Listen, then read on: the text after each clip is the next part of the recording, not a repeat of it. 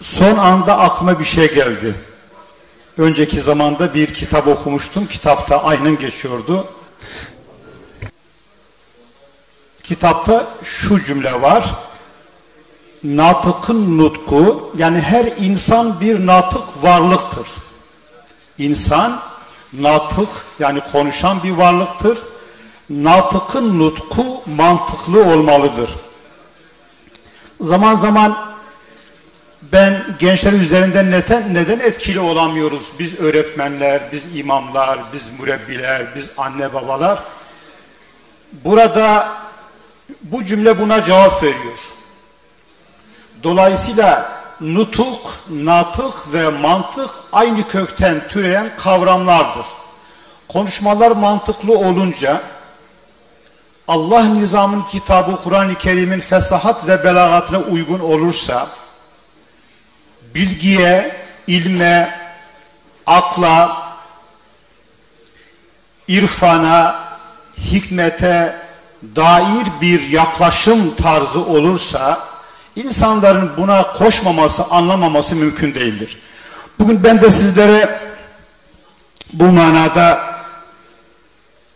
ilmin ahlakı üzerinde biraz duracağım. Burada öncelikle insan üzerinde duracağım.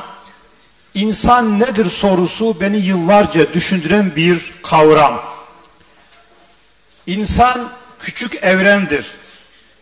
Üstad Bediüzzaman ifadesiyle insan kainat-ı suğradır.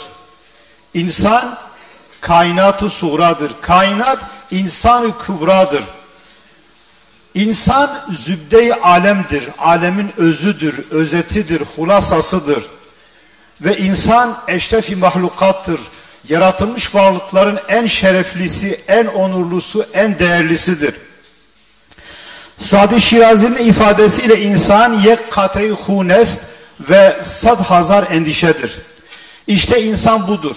Bu kadar değerli, bu kadar onurlu bir varlığa bizler hitap ediyoruz. Ne mutlu bizlere. Muhterem üstadlarım, insan biriciktir kavramı bana bir şey hatırlatıyor.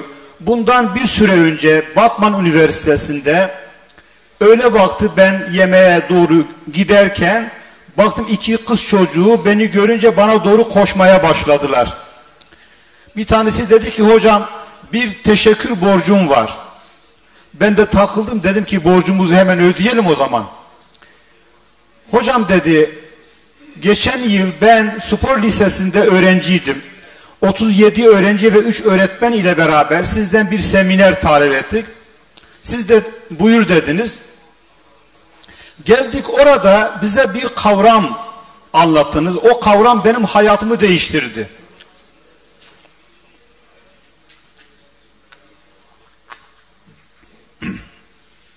O güne kadar ben dünyaya, varlığa başka türlü bakıyordum.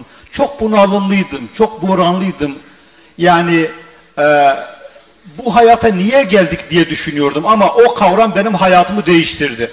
Artık hayata başka türlü bakıyorum. Hayat daha anlamlı. Ben de merak ettim. Şimdi siz de merak etmişsinizdir mutlaka. Bu hangi kavram? Hocam dedi, siz bize biriciksiniz dediniz. Tamam dedim. Hatırladım. Ben onlara şunu söyledim. Değerli öğretmenlerim, sevgili öğrenciler, hepiniz biriciksiniz. Anne ve babalarınız size biricik yavrum, biricik oğlum, biricik kızım diyor.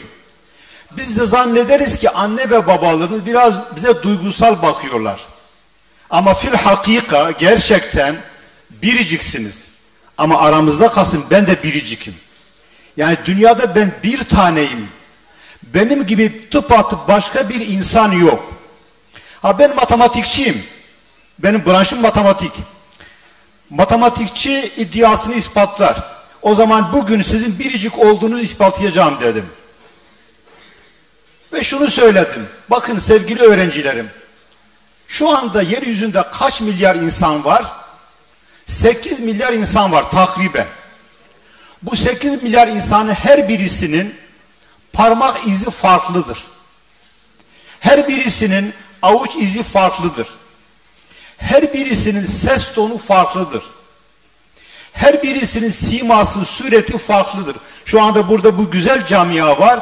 Hiçbirimiz tıpatıp birbirimizin aynısı değiliz. Her birimizin göz retinası farklıdır. Ve en önemlisi her birimizin, dünyadaki bu 8 milyar insanın her birisinin DNA'sı farklıdır. Mesela bir cinayet işlenir, cinayette birisi tanınamaz hale gelir. Bir saç telinden o kişinin kim olduğu ortaya çıkar. Bu kadar farklılığı barındıran bir varlık biricik olmaz mı? Evet. Biricik gerçekten. İşte hocam dedi, bunun için ben size teşekkür ediyorum. Ve başka şeyler söyledim. Hayata anlamlı bakmamız gerektiğini, yeryüzünde bizler eşrefi mahlukattır, az önce ifade ettim. Yaratılmış varlıkların en şereflisi, en onurlusu, en değerlisiyiz. Ve biriciyiz. Rabbim bizi biricik yaratmış. O zaman dedi, bundan dolayı ben size teşekkür ediyorum. Bak dedim sevgili kardeşim, ben aslında sizde var olan bir şeyi açıkladığım için bana teşekkür ediyorsunuz. Allah razı olsun. Ben de size teşekkür ediyorum. Ama asıl teşekkürü hak eden ben değilim. Ya kimdir dedi hocam? Bizi biricik yaratan yaratıcımızdır. Bizi niye biricik yaratmış? Zira bizi çok sevmiş. Bizi çok seven, bizi dünyada bir tane biricik yaratan yaratıcıya kurban olunmaz mı? Ona teşekkür edilmez mi? Peki hocam dedi, ona nasıl teşekkür edeceğim? Dedim ki biz insanlar hayatımızı hamdin ve şükrün gölgesinde inşa edersek ve Allah'ın yap dediğini yapar, yapma dediğini yapmazsak, kısaca akılda kalsın diye söylüyorum, o zaman Rabbim bizim bu teşekkürümüzü kabul eder. Dolayısıyla bu şekilde ayrıldık. O bakımdan hakikaten insanlar biriciktir. Rabbime şükürler olsun, hamd olsun. Şimdi eğitim nedir sorusunun cevabı belli bir bilim dalında, belli bir ana bilim dalında, belli bir konuda bilgi ve beceri kazandırma, yetiştirme ve geliştirme işi olarak tanımlanır. Yani kuşakların toplum yaşamında yerlerini almaları için gerekli bilgi, beceri ve anlayışları edinmelerine, kişiliklerini geliştirmelerine yardım etmektir. Eğitimin bir diğer anlamı, eş anlamlısı terbiyedir. İhsan Fazlıoğlu der ki, bu çok etkili bir cümle, kadim kültürümüzde bilgi, ilim, aklın ibadeti olarak kabul edilir. İlim, aklın ibadeti olarak kabul edilir. Nasıl ki ibadetin sahih olabilmesi için taharet zorunlu ise, taharete ihtiyaç varsa, bilginin de sahih olabilmesi için aklın temiz olması gerekir. Aklın tahareti ise ahlaktır. Ahlak.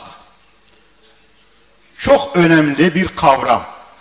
Ahlak davranışlarımızdır.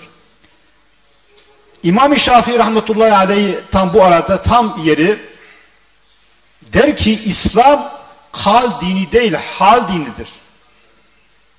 İslam söylem dini değil yaşam dinidir.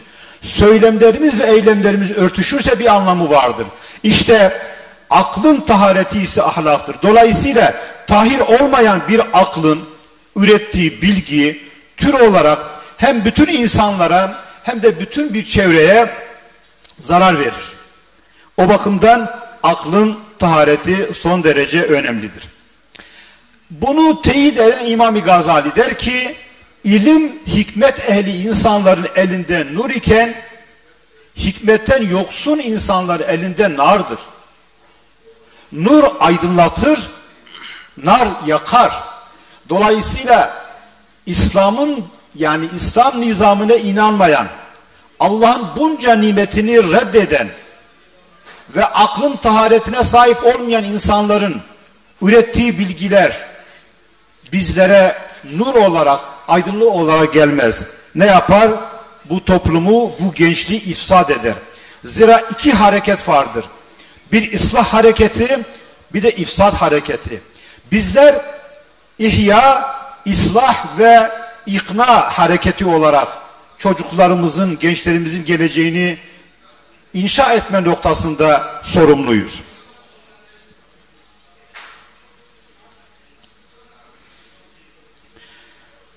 Bazen öğrencilerime söylüyorum.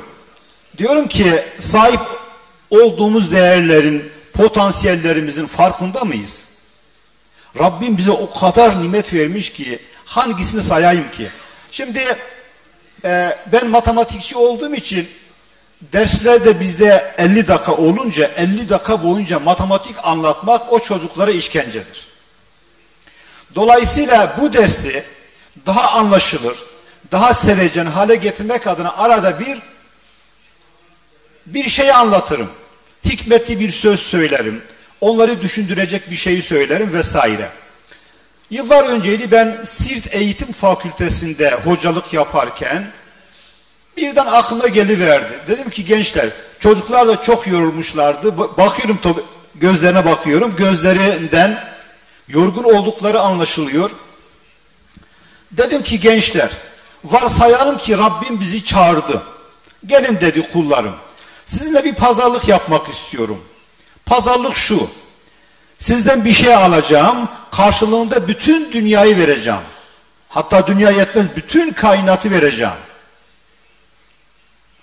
Dediler ki hocam bizden ne isteyecek? Akıl dedim.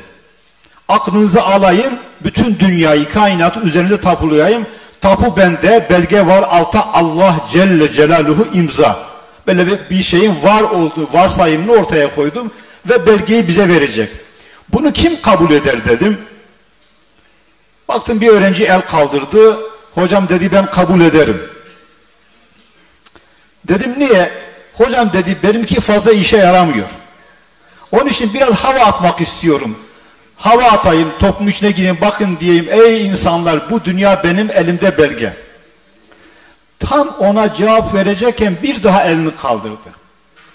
Hocam dedi pardon, önce aklımızı alıp sonra mı tapu verecek yoksa önce tapu verip sonra mı aklımızı alacak? Dedim yerinde bir soru. Önce aklımızı alacak sonra tapu verecek. Hocam dedi ben de kabul etmiyorum. Dedim niye? Dedi benim bütün amacım biraz hava atmaktı. Fakat aklım olmadan sonra ben havada atamam. İşte taşı gedine koyman tam anı dedim. Gençler dedim bakın biz fakir falan değiliz. Burada olan her insan akıllıdır. Allah akıl vermiş. Rabbim bize verdiği akıl nimeti karşılığında bütün dünyayı veriyor. Biz bu pazarlığı kabul etmiyoruz. O halde Allah bizi çok sevmiş. Bu aklı kim verdi bize? Annemiz mi verdi? Babamız verdi. Babamız mı verdi? Öğretmenler mi verdi? Duymaktan, konuşmaktan, akletmekten aciz bu tabiat mı verdi? Bütün varlık dünyasını yaratan yaratıcı bize bu aklı verdi ve bizi çok sevdi. Dolayısıyla bu akıl çerçevesinde hayatımızı inşa etmek durumundayız. İnsanın iki kavramı çok önemsiyorum. Dil ve iletişimde iki kavram, dil ve iletişim. İnsan yüzü süsüdür. Yüzün süsü gözdür. Aklın süsü dildir. Dilin süsü sözdür diyor Yusuf Hasacı. Sözlerimiz dilimizi taşlandırırken dilimiz de aklımızı taşlandırır. Gözlerimiz ve kulaklarımız muhatabımızın sözlerini buyur eden kapılar gibidir. Kapıları ardına kadar açmak durumundayız. Yanlış yapanın yanlışını söylerken yanlış yapmamak gerekir. Yanlış yapanın yanlışını söyle ama sövme diyoruz. Bizler toprağa bile yumuşak basmakla emrolunmuşuz. İnsanların kalbine doğru ve yumuşak, güzel bir sözle dokunmak durumundayız. Söz ile estetiği yakalamalıyız ki davranışlarımız estetik olsun. Söz hem niyetlerin hem amellerin tercümanıdır diyoruz. Sadi Şirazi der ki yanlış uslup doğru sözün celladıdır. Uslubumuz her zaman içten, samimi, özenli, akıcı, nazik ve narin olmalı, ince olmalı diyoruz. Şimdi matematiksel yaklaşımla insanı tanımlamak diyoruz. Bakın Tolstoy'un bir sözü var. Diyor ki insanları bir kesirli sayıyla ifade etmek gerekirse gerçek değer paydır, zanneti değer paydadır. Payda büyüdükçe değer küçülür. Şimdi burada bakın bir örnek de veriyorum. Mesela bir sayısı tam sayıdır. Bir eşit 1/1'dir. Pay 1 payda 1. Ama yanındaki adam diyor ki hayır ben 1 değilim, ben 10'um. 1/10 olur. Öbürü der ki ben 100'üm. 1/100 olur. Öbürü der ki ben 1000'im. 1/1000 olur. Bir de tarihte Firavunlar var, Nemrutlar var. Onlar ne diyorlardı? Sonsuz güç bizde. Hani Kur'an-ı Kerim'de geçen Firavun'un ene rabbukumul ala, ben sizin en büyük Rabbinizim diyen Firavun sonsuz güç bizde diyordu. Matematik olarak 1/sonsuz sıfırdır. Bütün diktatörler, bütün Firavunlar, bütün Nemrutların matematik karşılığı 1/sonsuz sıfırdır. Ama bir de tam aksine tavazuda zirve yapanlar vardır. Mesela Mevlana, Yunus Emre, Üstad Bediüzzaman, Selahaddin Eyyubi, Ahmed-i Khani, Ahmed-i Cezeri ve 27 dili ana dili gibi bilen, yaşadığı zaman dünyanın en büyük bilim tarihçisi olan Bitlisli Fuat Sezgin'e sordular. Kendinizi anlatır mısınız? Dedi ki biz bir hiçiz. Hiçiz kavramını aldım. Hiç kavramının kümesinin eleman sayısı sıfırdır. 1/0 arkadaşlar, değerli üstadlarım, 1/0 sonsuzdur. Bu matematiksel ispattır. Dolayısıyla ulema, fadıl insanlar, insanlığın kalbinde, ruhunda sonsuz derecede değerleri vardır diyoruz. Yine Newton'un bir tanımı var. İnsanlar sayılara benzer. İnsanların değeri sayı içindeki basamaklarıyla ölçülür. Mesela burada ben biraz hızlı geçiyorum. Üstadım beni uyardı. Mesela 4 tane bir yan yana yazarım. 1111. En baştaki bir değerinde, sonraki 10 değerinde, sonraki 100 değerinde, en soldaki 1000 değerinde. İnsan vardır birdir, insan vardır bindir. Şimdi biz diyoruz ya Kur'an-ı Kerim'de nestaizu billah ve atasimu bihabillahi cemi'an ve la teferruku diyoruz. İttihat. Bak bu güzel topluluğun adı ittihadül ulema. Birlik, beraberlik, kardeşlik. Ben de diyorum ki mesela Türkler, Kürtler, Araplar ve Farslar 4 tane kavim bir araya gelirse bakın 4 tane bir yapar. Bu 4 tane bir yan yana olunca kol kola girince ne olur değeri? 1111 olur. Eğer biz ayrışırsak, ayrı yollara saparsak, tefrikaya düşersek bu 4 tane birin değeri 4'tür. Bakın 1111'den 4'e düşeriz. O bakımdan bu çok önemli. İttihat diyoruz. İki dünyalı olmak, ebedi hayatı dikkate almak sorumluluğu gereğidir diyorum. Bunu da şöyle bir anlatayım bakınız. Bu çok önemli. Hakikaten çok önemli. Zaman zaman bunu ben anlatınca heyecanlanıyorum. Bakınız biz müminler ebedi hayata iman ediyoruz. Ebedi hayat demek ne demektir? Ebedi hayat demek sonsuz hayat demektir. Sonsuz kavramı bir matematik kavramdır. En sağdaki kavram sonsuzdur. Sonsuz kavramını biz izah edemiyoruz. Sonlu bir kavramdan yola çıkarak mukayese ve muhakeme ile ancak anlayabiliriz. Mesela örnek veriyorum. Yeryüzünde kaç milyar insan var?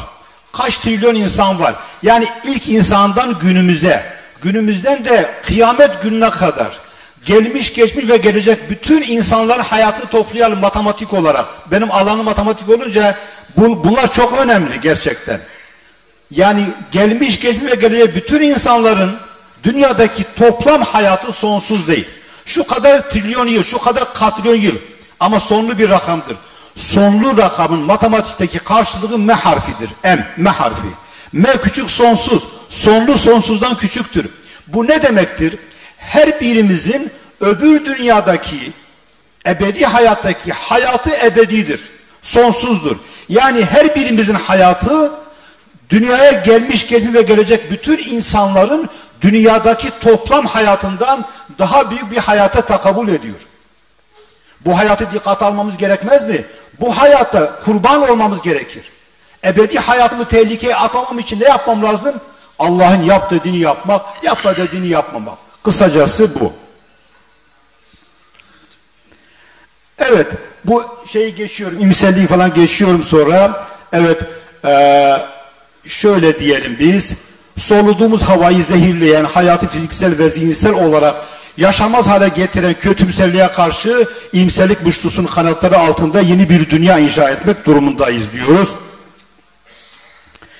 Bir insana verebileceğimiz en büyük değer dikkattır. Anne babanın çocuğuna, öğretmenin öğrencisine, çocuğun anne babasına ve öğretmene verebileceği en büyük armağan dikkattır. Dikkata değer vermek, onu anlamlı kılmak son derece önemlidir. Evet, şimdi içinde yaşadığımız bu haz ve hız çağında neslimizin ıslahı, arzın imarı, varlık dünyasının ihyası ve geleceğimizin inşası bizim sorumuzdadır. Sorumluluklarımızı kısaca şöyle ifade ediyorum. 4 tane sorumluluğumuz var. 1. Rabbimize karşı sorumluluklarımız. 2. Kendimize karşı sorumluluklarımız. 3. Ötekiye karşı, bizim dışımızdaki bütün varlığa, insanlara karşı sorumluluklarımız. Aleme, evrene, tabiata karşı sorumluluklarımız son derece önemlidir. Alemi alametlerle okumak imana götürür. Alemi ayetlerle okumak tevhide götürür. Alemi emanet olarak okumak ise ahlaka götürür. Çocuklarımızın ayaklarına batan dikenler ya bizim ektiklerimizdendir ya da biçmediklerimizden diyoruz. Şimdi güzel bir söz var, onunla yavaş yavaş gidelim. Bir bilge insan var, diyor ki bir şehri imar ederken o şehrin çocuklarını, gençleri ihmal ederseniz, ihmal ettiğiniz gençler imar ettiğiniz şehri imha ederler. Ben de diyorum ki bir aile inşa ve imar ederken o ailenin çocuklarını ihmal ederseniz, ihmal ettiğiniz çocuklar ve gençler imar ve inşa ettiğiniz aileyi imha ederler. Bölgemiz bunu bilfiil olarak yaşadı gerçekten. Dolayısıyla ben en sonda şunu söyleyeyim. İnsan ve İslam iki vazgeçmez unsur, ruh ve beden gibi, et ve tırnak gibi, su ve toprak gibi. İnsanın aradığı İslam ve İslam'ın aradığı ise insandır. Bu iki sevginin buluşmasıyla iman ortaya çıkar. İnsanın İslam'ı yaşamasıyla amel, bilmesiyle ilim, görmesiyle ihsan, tanımasıyla irfan, yaşamasıyla takva ortaya çıkar diyorum. Ve son duam, Rabbim Müslümanları İslamsız ve İslam'ı Müslümansız bırakma Allah'ım diyorum. Hepinizi en kalbi duygulara selamlıyorum. Esselamu Aleyküm ve Rahmetullah.